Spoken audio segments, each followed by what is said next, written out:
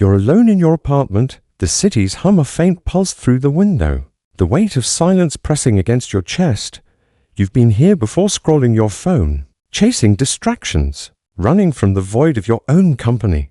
All this time, you've been told loneliness is a weakness, something to fix with noise, crowds, or a woman's attention. You've been running from it, filling every moment with people who don't get you, conversations that don't matter, hoping it'll make you feel whole. It doesn't. The brutal truth is, loneliness isn't your enemy, it's your forge. It's the fire that builds a confidence so raw, so unshakable, that women don't just notice you, they're drawn to you like gravity. By the end of this video, you'll know exactly how to embrace loneliness and turn it into the kind of strength she can resist. Let's start with the core idea, self-reliance. Loneliness strips you down, forces you to face yourself without the crutch of others' approval. It's not about isolating yourself forever, it's about learning to stand alone, to be enough in your own skin. When you do that, you carry an energy that's different, magnetic. You ray not the guy begging for a seat at the table, you ray the guy who built his own. Women feel that. They don't fall for the loudest or the flashiest, they fall for the man who s-hole without them, who's faced the silence and come out stronger. Self-reliance is the root of the confidence that makes you unforgettable, and it starts in the moments you stop running from being alone. I saw this play out with a friend, Alex, who used to hate being by himself. He'd fill every night with parties, dates, anything to avoid his own thoughts. He'd walk into a bar, all charm and chatter, but you could see the cracks. His laugh was too quick, his eyes too eager for approval. One summer, life hit him hard. A breakup, a job loss, friends who ghosted. He was forced to sit with himself, no distractions. At first, he hated it, but then something shifted. He started reading, hitting the gym, journaling, small things but his. Months later, we're at a rooftop party and Alex is different. He's quieter, not chasing every conversation, but when he speaks, people listen. A woman across the group can't stop glancing at him. Not because he's performing, but because he's solid. Like he doesn't need the room to validate him. By the end of the night, she's asking for his number. Alex didn't become a player, he became a man who didn't need her to feel complete. And that's what pulled her in. Here's where most guys go wrong. They think loneliness is a problem to solve. So they chase fixes, endless socializing, dating apps, anything to drown out the quiet. They'll surround themselves with people, but it's a band-aid, not a cure. The mistake is believing you need others to feel strong. Every time you lean on a crowd, a woman, or a distraction to escape loneliness, you're outsourcing your confidence. You're telling yourself you're not enough alone. And people, especially women, sense that. They don't respect the guy who's always running from himself. They respect the guy who's faced his own void and built something in it. Loneliness isn't a flaw, it's a crucible, and avoiding it keeps you weak. Try this right now. Think about the last time you were alone, really alone, no phone, no noise. Maybe it was late at night, or a weekend with no plans. What did you do? Did you scroll, call someone, or turn on the TV to fill the space? If you're honest, you probably ran from it. Now imagine this instead. You're alone, but you don't flinch. You pick up a book, write down your thoughts, or just sit with the silence, letting it teach you who you are. That shift, that choice to embrace loneliness, is the seed of self-reliance. It's not about hating company, it's about not needing it to feel alive. When you carry that strength, women don't just see you, they feel you, like a force they can't ignore. The challenge is to lean into it. Next time you're alone, don't reach for your phone, or call a friend. Spend an hour with yourself, read something that challenges you, work out, or write down what you want from life. Do it because you're worth your own time, not because you're waiting for someone else to fill it. That act of rejecting the need to escape loneliness is what builds a confidence that is quiet but undeniable. It's not about becoming a loner, it's about becoming a man who's enough, and that's the guy she'll notice, not because you're chasing her, but because you're whole without her. You're at a coffee shop, the kind where the barista's handwriting on chalkboards feels like a personality trait. The place is half full, conversations humming softly, and you're alone at a corner table, your notebook open, a black coffee steaming. She's a few tables over, glancing up from her book, her curiosity flickering when she sees you lost in your own world. You're not here to impress her, but you feel her eyes. This is where the second piece of this confidence-building process kicks in: purposeful solitude. It is not about wallowing in loneliness. It is about rejecting the need to fill every moment with noise or validation. You choose to be alone, not because you have to, but because it's where you sharpen yourself. And that's what makes your presence electric, the kind of energy she can't look away from. Imagine you're at a friend's party, the room packed with laughter and clinking glasses. Everyone's chasing. The vibe guys cracking jokes, girls tossing their hair, the air thick with performance. You're there, but you're not scrambling to be the center of it. You talk to a few people, share a real moment, then step outside for air, alone, watching the city lights. Why is he out here by himself? A woman thinks, the one who was watching you earlier. She follows, curious, and says, not into the party. You don't rush to explain. It's cool, but I needed a breather. You ever just want to think? You say, your voice calm, eyes steady. She nods, intrigued, and suddenly she's talking, opening up, drawn to the guy who's comfortable in his own space. That's purposeful solitude. You're not hiding, but you're not chasing the crowd either, and that's what makes her want to step into your world. The psychology is raw. Women are drawn to men who don't need constant external validation to feel grounded. When you're always in the mix, always chasing connection, you signal insecurity, like you're incomplete without others. But when you embrace solitude with purpose, when you use it to reflect, grow, or simply be, you project a confidence that's rare. It's not about being a loner, it's about showing you're enough on your own. Her brain picks up on that strength, that independence, and it flips a switch. She doesn't just see you as another guy, she sees you as a man who is whole. And that's what makes her want to be part of your orbit, not because you invited her, but because she feels the pull. But here's where guys trip.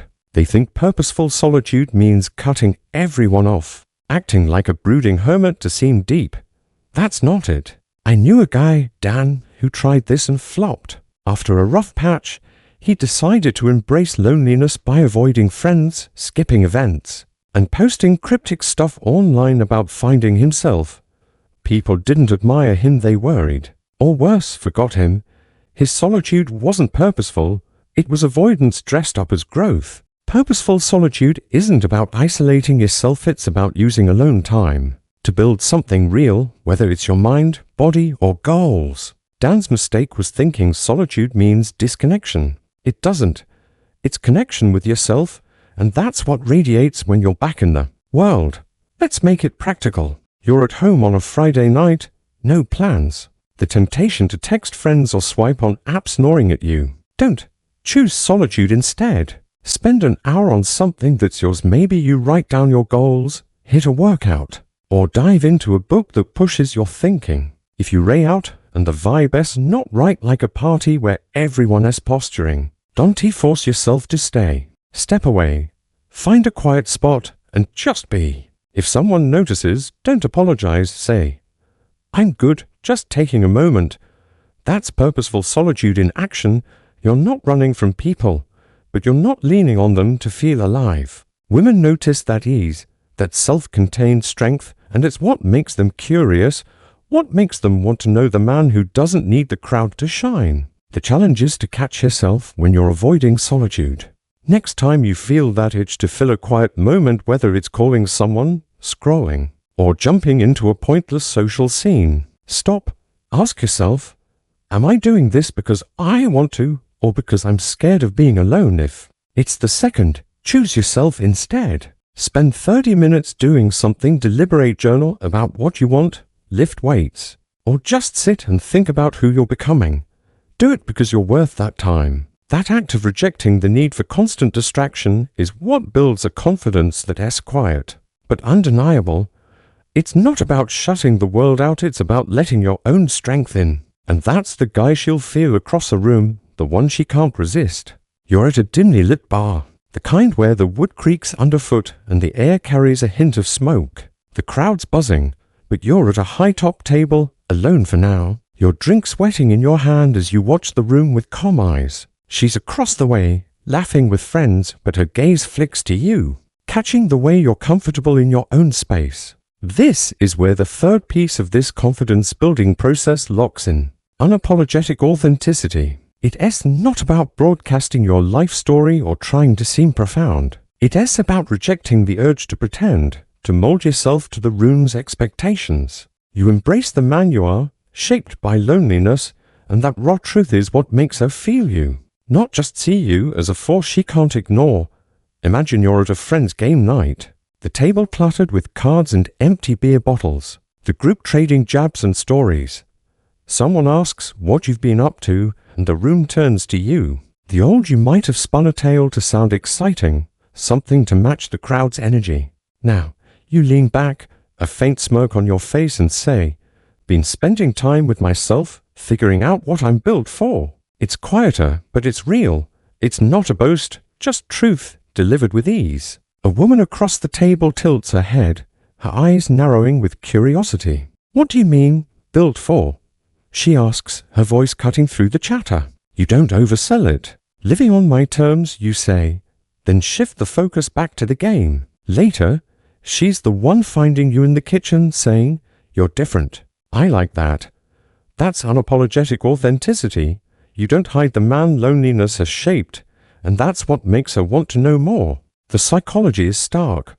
Women are surrounded by guys who perform, tweaking their vibe, their words, their stories to fit what they think the room wants. It's a mask and it's forgettable. When you're authentic, when you own the truth of who you are, flaws, strengths, and all, you're a rare signal. Loneliness teaches you this. It strips away the need to please, because you've learned to live with yourself. That self-acceptance radiates a confidence that's magnetic. Her brain registers you as real, not another actor in the social script. And that's what pulls her in. She doesn't just like you, she trusts you because you're not hiding. That trust is what makes her think about you when she's alone, wondering what makes you tick. But here's where guys fumble. They think authenticity means unloading everything, every doubt, every scar to seem raw. That's not it. I knew a guy, Chris, who went overboard at a party, sharing his deepest fears about failure and loneliness, thinking it'd make him relatable. Instead, people shifted uncomfortably, unsure how to respond. He wasn't authentic, he was desperate for connection, and it showed. Authenticity isn't a therapy session. It's a quiet strength. Chris's mistake was thinking vulnerability means oversharing. Real authenticity is precise. You share what's true, what matters, without needing the room to validate you. It's the man who's faced loneliness and come out owning himself, not begging for others to fill the gap. Let's make it real. You're at a bar with some co-workers, the conversation light, but drifting to what everyone's chasing in life. Someone asks your take, and you're tempted to give a safe answer, something to blend in. Don't. Look them in the eye and say, "I'm building a life I don't need to escape from. Took some dark nights to get there." It's not heavy, just real. A woman in the group leans in, says, "Dark nights? Sounds like a story." You don't spill everything. You shrug, say, "Yeah." They teach you who you are and move on. Her eyes linger, not with pity, but with respect. That's unapologetic authenticity. You don't shy away from the truth. Loneliness has carved into you, but you don't make it a spectacle. You let it be. And that's what makes her feel your weight. The challenge is to catch the moments where you're tempted to hide. Next time you're in a group, notice when you feel that urge to play it safe, to laugh at a joke you don't find funny, to agree with a take you don't share, to downplay what makes you you. Don't. Say what's true, even if it's simple. If someone asks what you've been up to, don't gloss over it. Say, "Been working on myself," cutting out what doesn't fit. If they tease you for being quiet, don't deflect. Say, "I speak when it's worth it." The point isn't to stand out for the sake of it. It's to show you're not afraid to be the man loneliness has shaped. That's what plants you in her mind, not as a guy she met, but as the one she feels a pull toward, the one she wants to understand. You're on a quiet rooftop, the city's glow stretching out below, the air cool and sharp. She's next to you, her breath visible in the night, talking about her dreams, her fears, the things she doesn't tell just anyone. You're listening, but not scrambling to fill the silence or prove you're on her level. There's a moment where she looks at you, waiting, testing if you'll chase her approval with a clever line or a quick fix. You don't. This is where the final piece of this confidence-building process seals itself, fearless conviction. It's not about being loud or stubborn, it's about rejecting the need to bend, to soften your truth to fit her expectations or the world's. You stand firm in the man loneliness has forged, and that unshakable core is what makes her not just notice you, but crave your presence in a way she can't explain. Picture a small gathering at a friend's place, the living room warm with candlelight, conversations weaving through the hum of music. She's across from you, part of the group, tossing out a playful challenge. You're so calm. Do you ever get rattled? The old you might have laughed, deflected, or tried to prove you're fun enough. Now, you meet her eyes, a slow grin forming, and say, I get rattled, but I don't break. Loneliness taught me that. It's not a speech, just truth, delivered with steel. Her smile shifts, not just amused but hooked, like she's seeing something rare. Loneliness? She asks, leaning in. You don't dive into a sob story. Yeah, it's where I found my spine. You say, then sip your drink, letting the moment breathe. Later, she's the one finding you, saying, I can't get that out of my head. That's fearless conviction. You don't apologize for the strength loneliness built. And that's what makes her feel you long after the night ends. The psychology cuts like a blade. Women are drawn to men who don't waver, who faced the void of loneliness and built something solid in it. Most guys bend, adjusting their words, their vibe, their beliefs to fit the moment, to be liked. To avoid conflict, it's weak and it's forgettable. When you stand with conviction, when you own the truth of who you are without flinching, you're a force.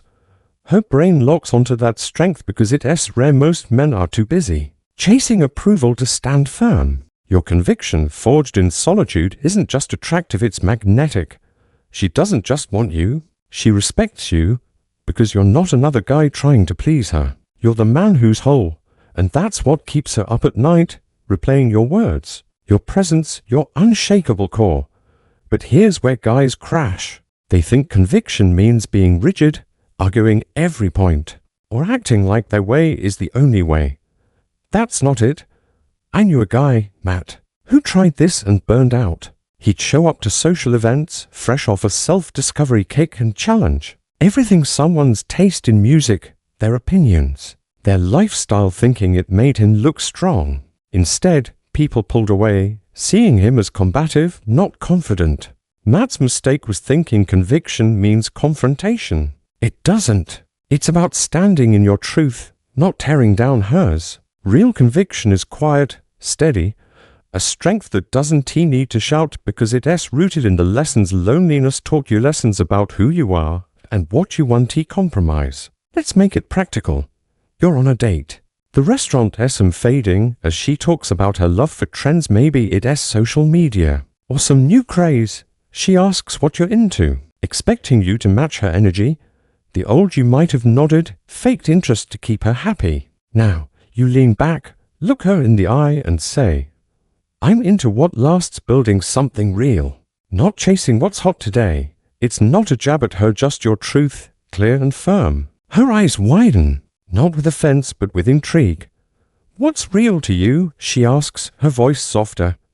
You don't preach, you say, a life I don't need to fake. Took some lonely nights to figure that out.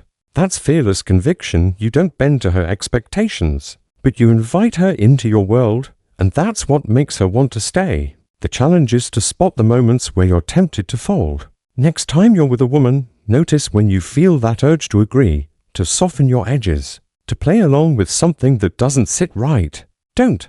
Speak your truth, even if it's simple. If she raves about something you don't vibe with, say, I respect the passion, but I'm wired differently, more about depth than flash. If she tests your calm, don't rush to prove you're exciting, say, I'm steady because I've been through the fire. The point isn't to argue, it's to show you're rooted, shaped by loneliness into a man who doesn't need to bend. That's what plants you in her heart, not as a guy she met, but as the man she can't forget, the one she feels drawn to without knowing why. You don't build confidence by running from loneliness. You build it by embracing it, by finding self-reliance, purposeful solitude, unapologetic authenticity, and fearless conviction in the silence. That's the strength she can't resist, not because you chased her, but because you became a man who doesn't need her to be whole.